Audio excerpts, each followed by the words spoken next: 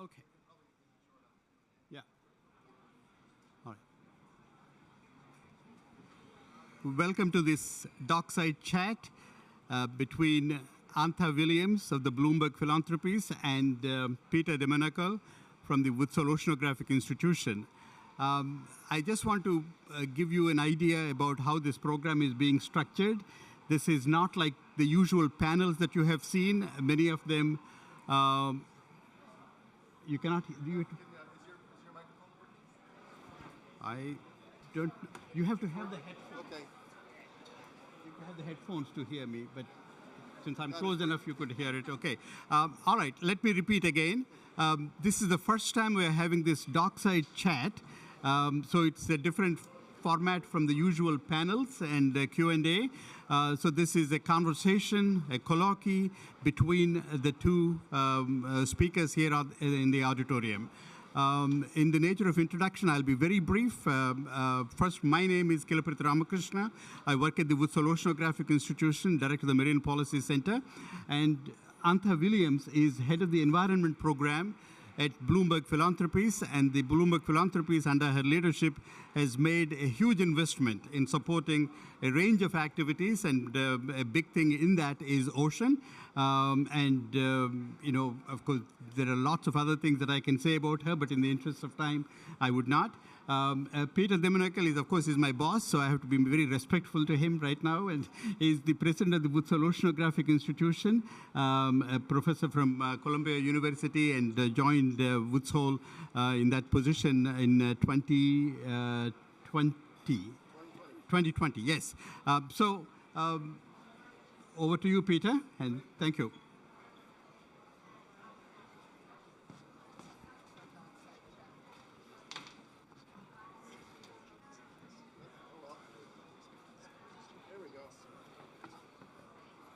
There, that was my one job, was to produce the doc for our Dockside Chat. This is our research, ocean access research facility in Woods Hole, Massachusetts. We're on Cape Cod, just south of Boston. This is actually one of the sort of national assets for ocean research, in that we have access to deep water access to the full Atlantic basin with 2 global class ships and a deep submersible Alvin that can access 99% of the seafloor. But the main thing is it's our source for a Dockside Chat. So Antha, thanks so much for joining us today. I know you're extremely busy. And we just have the incredible good opportunity to reflect on the fact that a year ago, Patty Harris from the CEO of the Bloomberg Foundation took the stage here at the Ocean Pavilion, actually in Dubai, to announce the Ocean Resilience and Climate Alliance, or ORCA fund, then announced to be a $250 million investment in the oceans and the Ocean Climate Nexus. And you know, in a very real way, the room was very packed out. And then when this was announced, there was this big thunderous applause to welcome this donor collective. One of the things I thought would be a good opportunity for us to reflect on, Antha, is that when you think about the Bloomberg Foundation and this incredible gift of support to ocean research and ocean policy, can you share with us sort of what sparked the organization's interest in this Ocean Climate Nexus, and in particular, sort of how the ORCA fund came together? Yeah, thank you so much, Peter. Thank you, and thank you, Rama. And this is truly a gem. I think we're so appreciative of Woods Hole and that incredible work that you do to research and protect the world's ocean.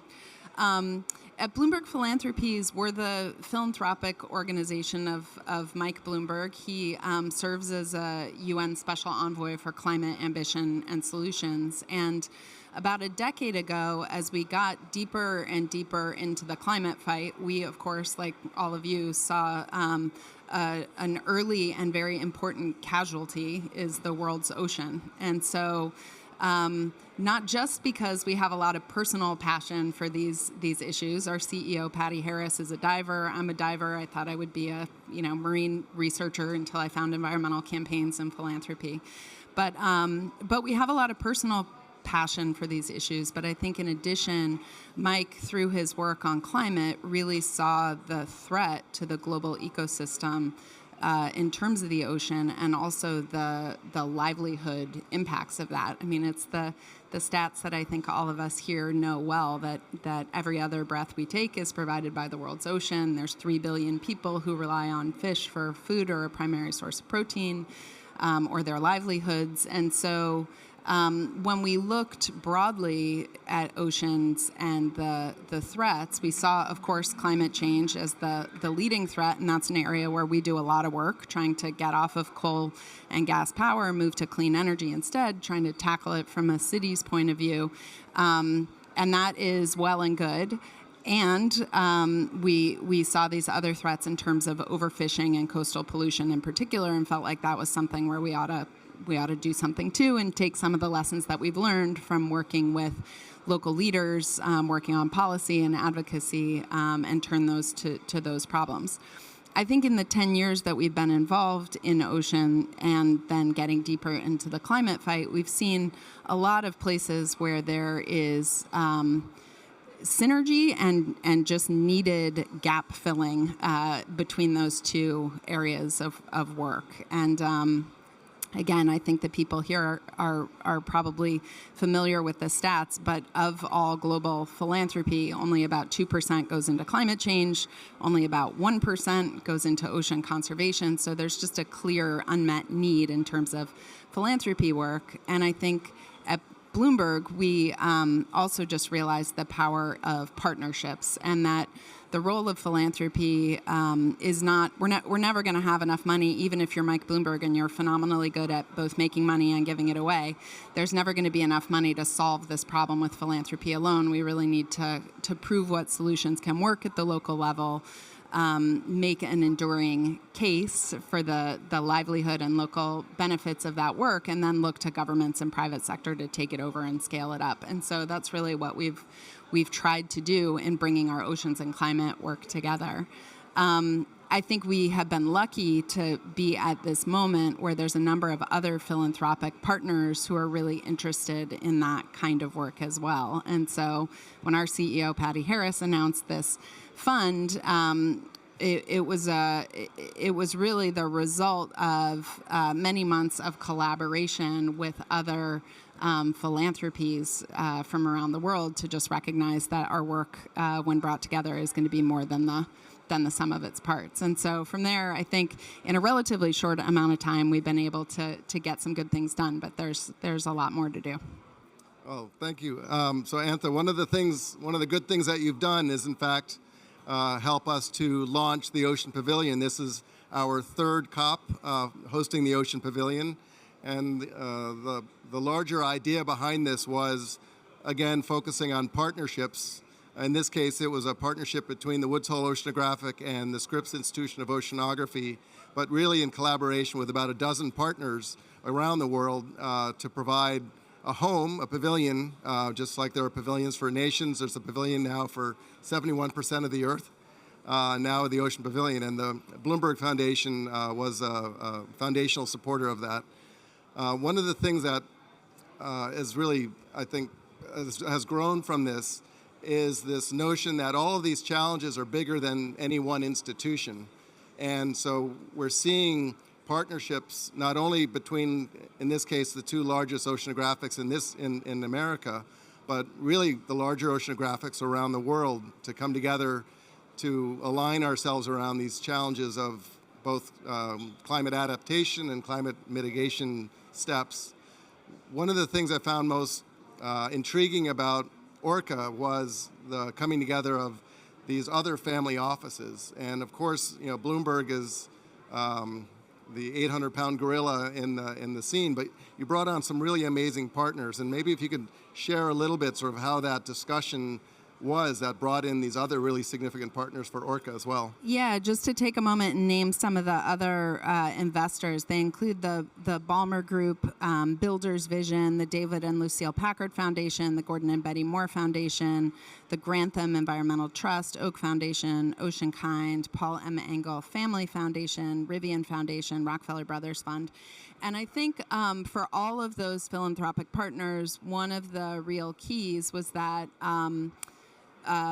this issue that no single, project, investment, or organization is going to be able to get the job done by itself. I mean, at Bloomberg Philanthropies, when we look even at a single country like the Philippines, where we've been working on coastal protection for many years, there's a combination of the data and science that you need for making the case, along with policy, design, and advocacy to get it done, with outreach to stakeholders to be involved in policy design and implementation.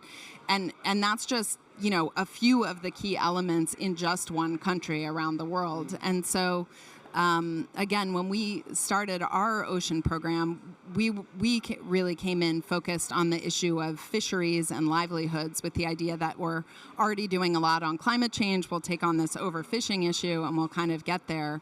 And we started in just 10 countries that together made up a huge amount of the global, fish that's caught. I think over time we realized that is great and also far from sufficient to the threat of what we need. And so we began to look at additional approaches where we could bring together the science and the strengths of other philanthropies to leverage into better policy pilots and proving what works at the local level in order to get many more places to take it on.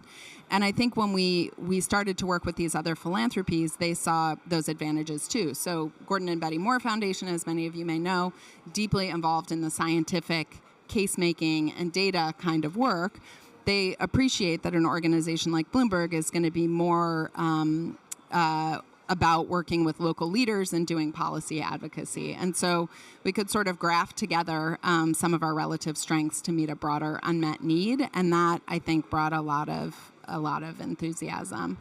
The other point I was going to make is that we've also looked to these key moments, including COP or the biodiversity COP16 in Cali last month, for example, not as standalone moments or conferences, but where can you really utilize the platform and the event to catalyze progress going forward. And so starting in 2023, we worked with a number of other philanthropies to go to the Our Ocean conference in Panama to say, look, there's going to be money. That was a much more modest philanthropic collaborative. It was $10 million, but it said if you'll set aside marine protected areas in line with these big global targets, 30 by 30, we'll be there to help design the policy, provide the science, do the legal and technical work to help you do that.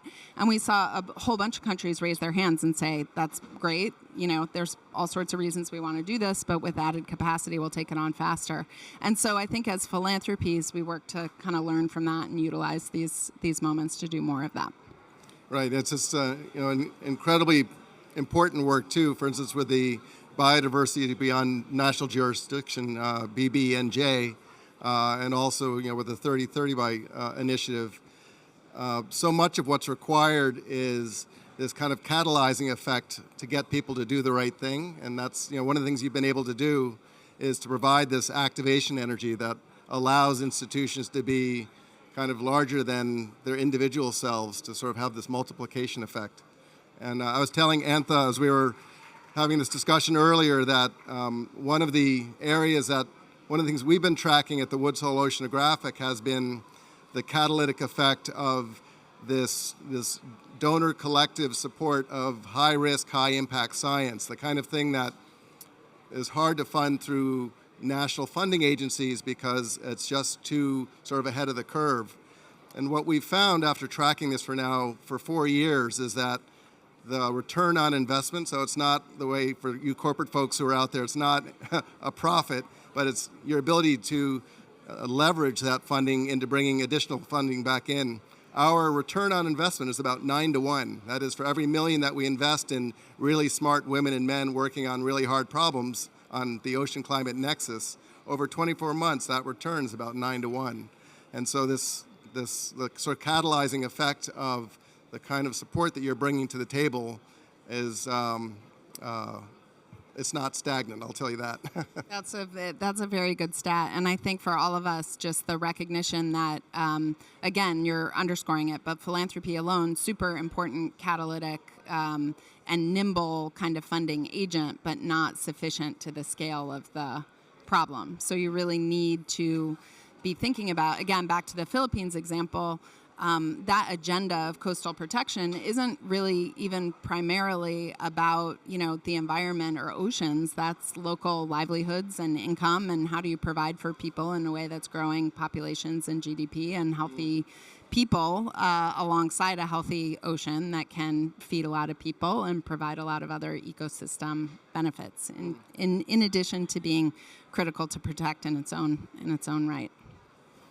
So one of the, so this is, of course, the Ocean Pavilion that was actually initiated in part from support from the Bloomberg Foundation, but it's really an opportunity for the partnerships between Woods Hole Oceanographic and Scripps and our international partners to come together.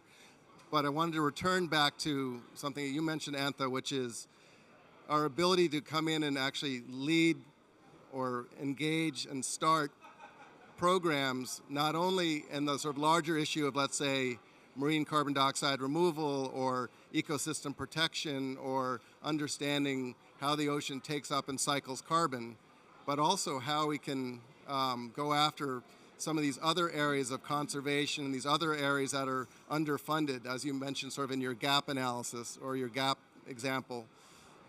That's one of the things that I think is kind of a hallmark of the ORCA program. Maybe if you could describe some of the other things that you focus on in this ocean climate conservation nexus. Yeah, one of the things, and I think this you'll appreciate it coming as you do from the perspective of the science and research and case making.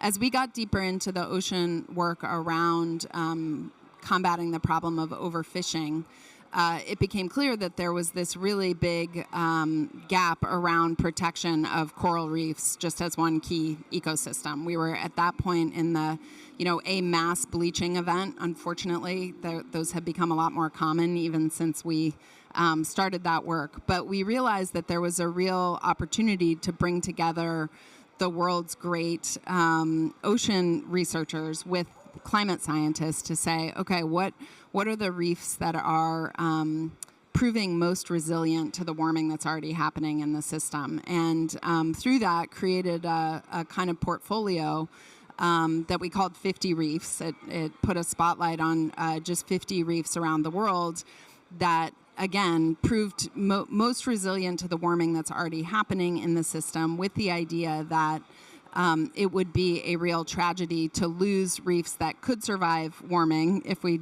do everything that we can to stabilize the climate, if we then lost them to coastal pollution or harmful fishing practices or other things. And so that was just one example where it helped us create kind of a portfolio approach to thinking about even the places that you protect outside of our normal lens of looking at national level policy change in the Philippines or Indonesia or South Africa or any number of other places where we were working.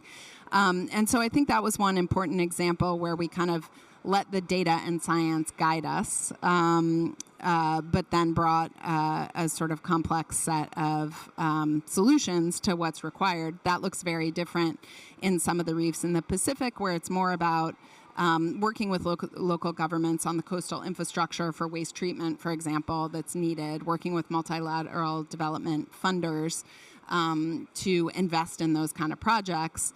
Again, not the role of philanthropy, but we can kind of shine a spotlight.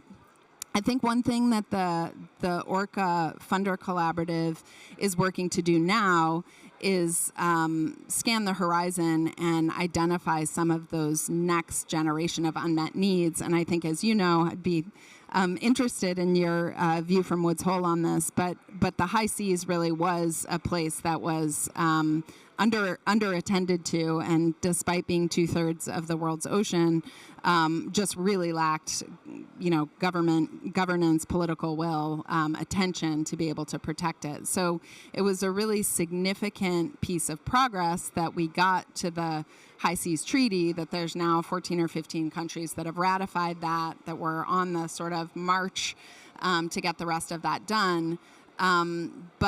But also important then to bring the kind of accountability to that work too, not just, what's the target and why is that important, but how are we actually doing against the target. I think the most recent round of Orca funded research has shown we're pretty far from where we need to be. Actually, you may be riffing off your high seas example. One of the other successes that I've seen in these funder collectives has been actually with the TED Audacious program. They funded an effort to understand the ocean twilight zone, which is the mesopelagic, for those of you who are oceanographers, going from about 100 to about 1,000 meters below the surface. It's the largest ecosystem on the planet, and it's also the least understood. And to Antha's point, it's that lack of understanding really frames a lack of respect and a lack of appreciation for the importance of what is the largest cycler of carbon on the planet. And after about 6 years of dedicated research by many of my colleagues at the Oceanographic, but elsewhere as well, we were able to arrive on an ecosystem services economy that's represented by this very poorly understood part of the ocean's world's ecosystem. And by basically being able to put a price tag on the value of it and what would happen were we to exploit it, because it's actually actively being vacuumed and used. The biomass is being used to feed aquaculture facilities. So one of the things that came out of this was that the science that underpins our understanding of the mesopelagic has now given us the ability to have the language to protect it, which I think was part of the ability to pass the High Seas Treaty and to get it ratified. That's such an important point, and I think I suspect that what we'll find over time is that economic quantification is so important, and also, almost no matter what, it's a total underestimate of the actual economic value. I mean, there's so much that is created in terms of broader services that I think you'll find, it's an even stronger case than we think for protection. Yeah, I don't know where you were when the signing took place in New York, but my colleague and I, Kilaparti Ramakrishna and I were there, and it was just one of those moments that just really gives you goosebumps, because there's so much that we do as scientists, as activists, as funders to try to affect this kind of change, but to be able to deliver something that's just so impactful, and also to frame it within the context of biodiversity, a true global commons that you're able to give sort of collective planetary ownership on. It was such a really gratifying experience to see that come together. Yeah, and I think you'll find, I mean, the public does, the ocean is, we often struggle with making the case for ocean protection, but you do see that people understand the value, and especially younger generations, I think, as it is clear that we're not stewarding the ocean in the way that we should. And so I think part of the case making for what needs to happen in terms of protection is making some of what's invisible visible. And so some of this science and research, I think some of the new trackers and data providers. We support, for example, Global Fishing Watch that makes public and accessible information about what's happening on the world's ocean, from large fishing vessels to oil spills and other disasters. But a more recent example is the Sky Truth's 30 by 30 tracker, which I think will be a helpful tool in saying, okay, surely if we can all agree that protecting a mere 30% of the ocean is where we should be going, then we can really see a disconnect between the 8 or less percent that's protected now and where we need to go.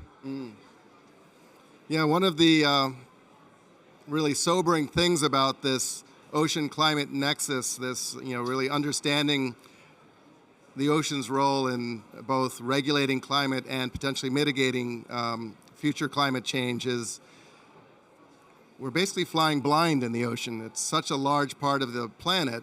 It's so vast and so deep and so unexplored, and we have very few eyes on anything below the surface. And so a big part of, I think, what's happening at the larger oceanographics, particularly in America, but really globally, is really to develop an understanding, an observational basis to conduct what's called the EMRV, the Environmental Monitoring, Reporting, and Verification, that we need to understand how the ocean is, how the biologic functioning of the ocean, how the chemical function of the ocean is actively taking up carbon and storing it at depth, and what the impacts of that carbon storage are. And that's, I think, one of the biggest challenges that we're facing right now, and a big theme for this meeting is to make sure that the best available independent science is at the forefront of that. And it sounds obvious, but that kind of intellectual courage that it takes for an institution, not just ours but others around the world, to say we have to engage on this research because we need to be the first to know whether it has net harmful effects, or what are the understood or anticipatable impacts, or even worse, how would we know if there are unintended consequences?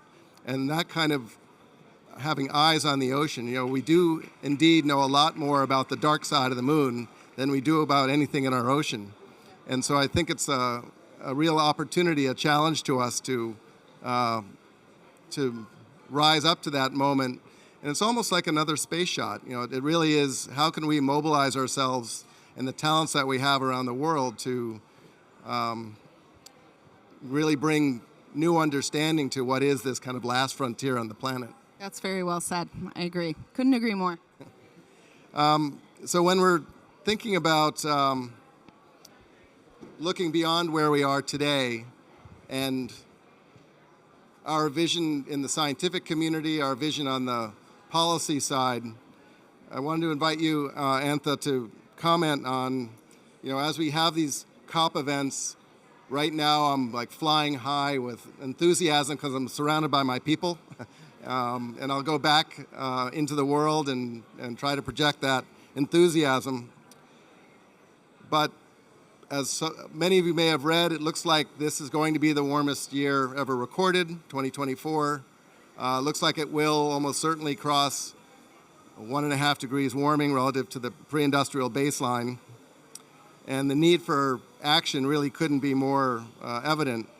As you start thinking about Bloomberg Philanthropies and its impact that it's already had in this ocean climate nexus domain, are you now starting to think about what's your sort of vision for the next half decade, the next decade?